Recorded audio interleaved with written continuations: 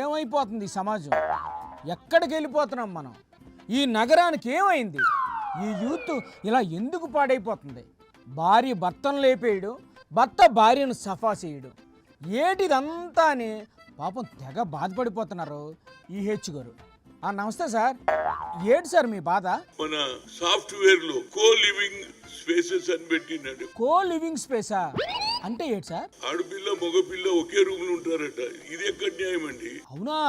మరి మీరేటంటారు? ఈ సిస్టమ్ బాగలేదు. ఇప్పుడు సిస్టమ్ ఇలాగే ఉంది సార్, మన చేతుల్లో ఏటి లేదు. సోషల్ మీడియాకు నేను రిక్వెస్ట్ చేస్తున్నా. ఏం రిక్వెస్ట్ చేస్తున్నారు? ఇలాంటి సంఘటనలు తక్కువ చూపించురా బాబు. అలా కుదరదు సార్, సోషల్ మీడియాను కంట్రోల్ చెయ్యలేము. గతంలో ఆడపడుతు అంటే ప్రతి ఒక్కరికి గౌరవం ఉండే. ఇప్పుడు లేదా?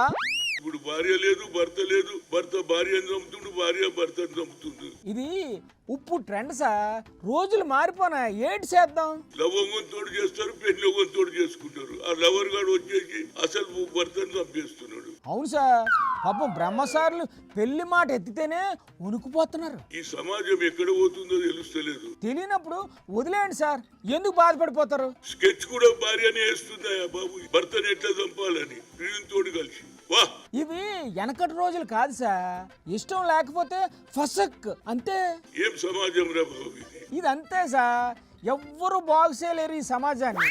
మీరేమో వర్రీ అవ్వకండి.